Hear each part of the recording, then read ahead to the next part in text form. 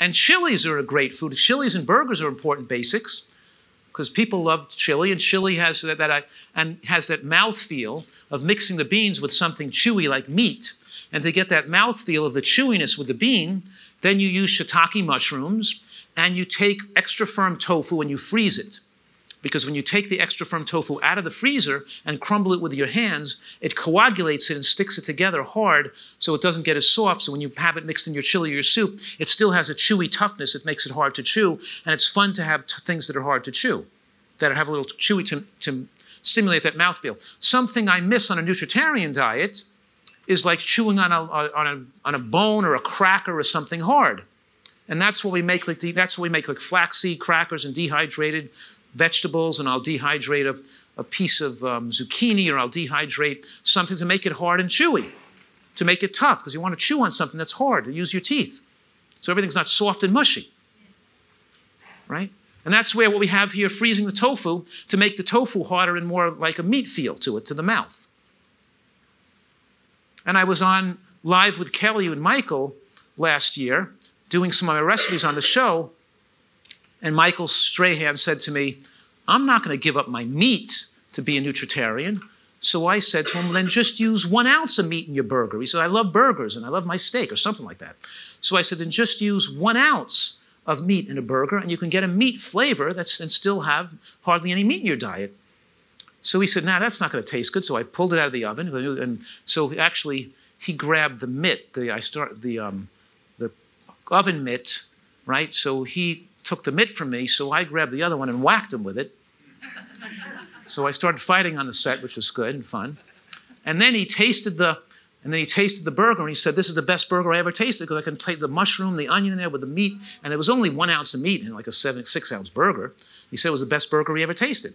You know, so it was good for the audience to show them that even if you refuse to give up meat, you still just use 1 ounce of it then, right? Not 8 ounces. Likewise with a chili. You know, you could make, if a person wants to serve at a party, you keep your animal products to just as a condiment or a flavoring, but you're using them in very small amounts.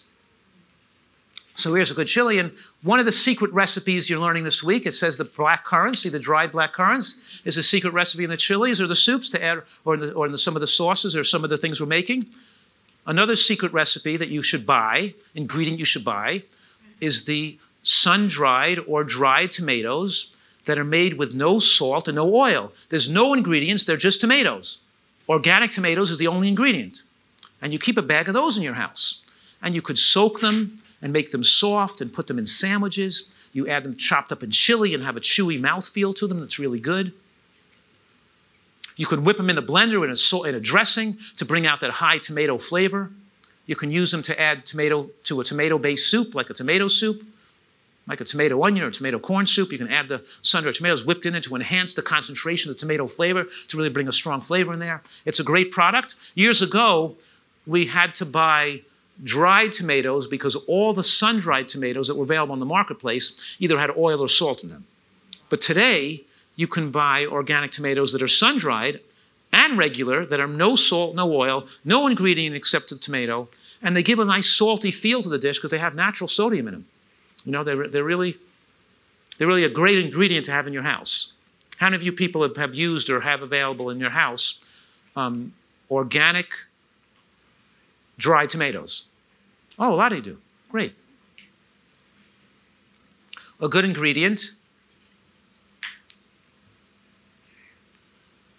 And another secret ingredient I use a lot are those unsweetened apricots that are very tart and brown and dry, and I'll soak them or dehydrate them, and I'll whip them and make them into a secret dish, because even into a vegetable dish sauce, because they're not very sweet like a fruit. They give an apricot flavor, and they're a little sour even, and they're really good whipped into a dish. You can buy, they have them at Whole Foods right here in Island Hotel, and Trader Joe's sells a really good, I forgot the name, Bohemian or some kind of apricot type that's not sweet. No, the Turkish ones are semi-moist, and they're very sweet. I'm talking about the non-Turkish California apricots that are harder, drier, brown, not orange, because you don't want to eat dried fruit that's some sulfur dioxide in it. So there's no orange apricots, no yellow raisins in this diet, right? No, everything, the raisins are all black, or the currants are all black, because there's sulfur dioxide if they're yellow. No light green raisins, all yellow, except for there's one brand of Hunza brand made in Pakistan raisins that they sun-dry, and they're greenish, but they're very expensive, and but they're not that readily available. So, but generally speaking, you want to avoid yellow and green raisins. And your apricots are brown, and these apricots are very dry, very brown, and very tart. But if you soak them and then whip them, they're a great flavoring for a dish or a soup. And here we're talking about mashed potatoes with cauliflower, and you could add a little bit of potato into this, but it tastes so mashed potato-like, it's great. And the secret ingredient here is obviously the cashews. Add a little bit of spinach, roasted garlic, of course. You know, you could choose to put a little raw garlic in. The turmeric, the cumin, and the nutmeg are really great. A little bit of the veggie zest, not the tomato zest. You want to keep it light with a little bit of green specks in it. You could use kale, you could use spinach in it. But it's made from cauliflower florets, and you can make cauliflower rice too by taking cauliflower and just shredding it in your S-blade and your food processor to pulse it a few times to make a rice, and make a cauliflower rice instead of white rice in a dish. So instead of white potato and white rice, we're using more cauliflower and other vegetables, because many people following the Nutritarian diet are overweight, they're pre-diabetic or diabetic, and we want them to keep the glycemic content of their diet lower, right?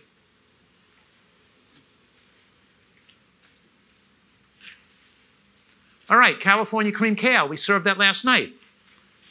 It's always going to be better when you make it yourself. The secret ingredient here is that, look at here about the kale. We steamed the kale, and the secret ingredient is missing. So what would I do to make this if I was making this different? I don't put all cashews in. I put some hemp seeds in there too. So we're not just using cashews in every single dish, right? And then the secret ingredient in this, of course, is the onion flakes, the nutritional yeast. You can use any kind of spices you want, but it's really good with just onion flakes, nutritional yeast, and the cashews and the hemp seeds. The way you make this kale is I take the kale, I wash in the sink, destem it, because you don't want the stem, put it in the pot, steam it with my timer on just for 6 minutes, take it out with the tongs, put it in my wooden chopping bowl, but I have a dish towel in the wooden chopping bowl.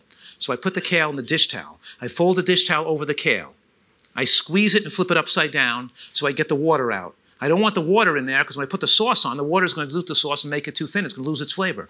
So I squeeze the water out of the kale. Then I have it in my chopping bowl. I mixed up my sauce in the blender. I poured my sauce in the chopping bowl, and I hand chop it till it's soft and it's mixed with the kale, and then it's ready to go. Store it in the refrigerator. And you'd be amazed how you can condense it and make a lot of kale. So you're usually making 2 bunches of kale is not that much even.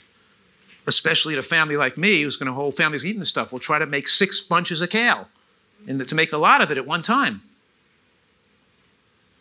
And I'll sometimes make that sauce for the California cream kale, and I'll turn it into garlic nutter by putting more roasted garlic in it, and half I'll put in the kale without so much roasted garlic, and the other half I'll save in the refrigerator with more roasted garlic in it to use it as garlic nutter, to add pesto to it, or add my basil to it to make a different type of dressing from it in one swoop in the blender. Because it's hard to blend a small amount in the blender. It's better to blend higher amounts in the blender. It's hard to blend a little amount, so make it into 2 different dishes out of it. One with the garlic and one without. And the roasted garlic is great with pesto or mustard or Dijon mustard to make a different type of dressing, or a sauce or a dip.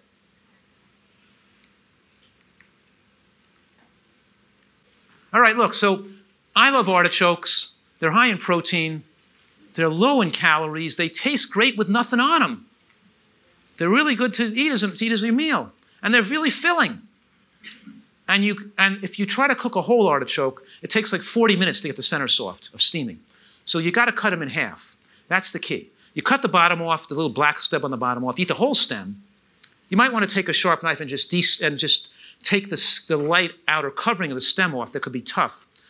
Just to make, but most of the stem is edible. And the choke is that whole part in the center you want to eat. That whole center part of the artichoke is really edible, except for that peach fuzz, that like peach kind of plasticky fuzz in the middle. You want to remove that before you steam it. Because now with the center of the choke removed, the inedible part removed, it'll steam in 18 minutes instead of 40 minutes. So you see where that red line is drawn with a marker? So take a very sharp, small knife and cut deeply along the edge of the choke where the peach fuzz is, and cut very deeply down so you can feel this resistance from the other side of the choke. So you can take out this triangular piece that right under where the fuzz starts, so it holds the fuzz together. You don't want to cut through the fuzz so it flakes and falls all over the place. You want to take a little bit of the solid part of the choke with the fuzz and throw it away, with most of the pink plastic-like center part, and throw that in the garbage. And then you steam the whole rest of the choke. You might want to take a couple of outer leaves off. You may want to cut the thorns off at the top with a sharp knife just to make it easier to handle. You steam it for 18 minutes. By that point, it may take 16, it may take 20, but it's usually around 18 minutes. That means the water is boiling, and then you put it in, and you time it for 18 minutes. Then it's soft enough, you know it's soft enough, so you can grab the leaf with a tongue, and you can pull a leaf off the artichoke. If you can't shake a leaf off the artichoke, it's not done yet, right? And now I can take the choke, that edible choke, and tear it right off the top.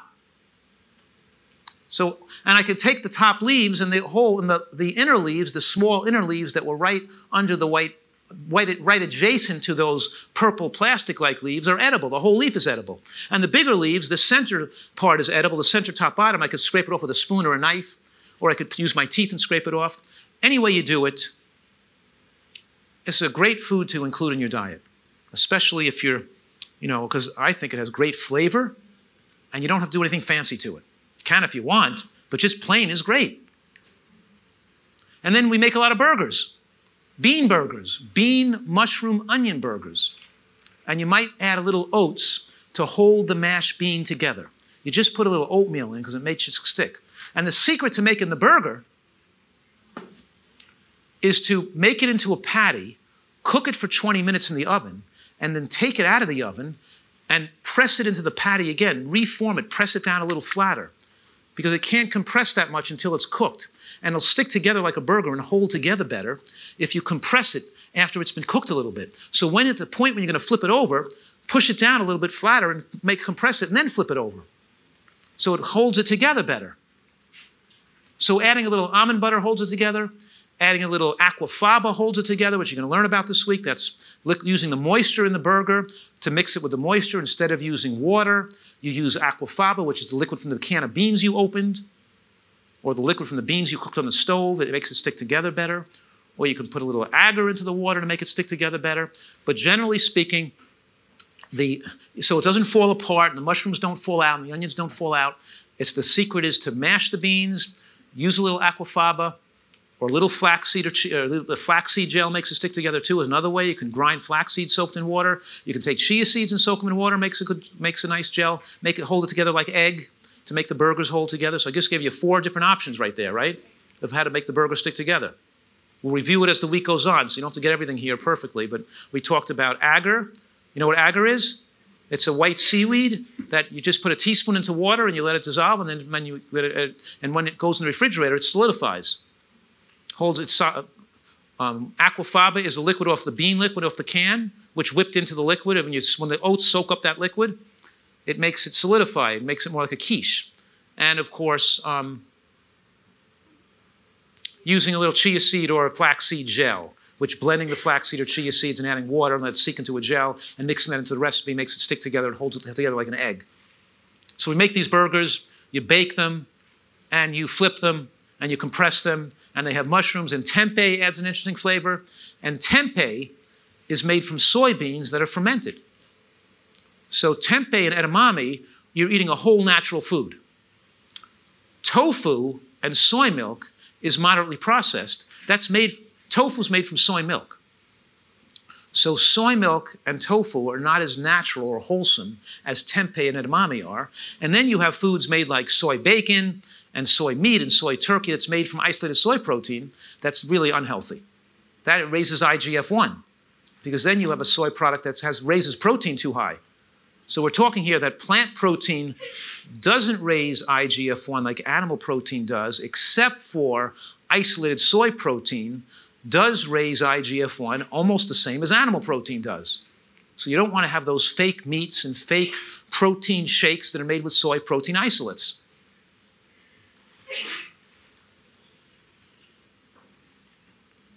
And freezing tofu in advance, you already learned, gives it more of a chewy-like flavor, and tofu sucks up the flavor of other foods, right? So we could flavor this and using the frozen tofu could have been an ingredient in there that could suck up the flavor, even if you wanted to add a little bit of meat, if you wanted to make,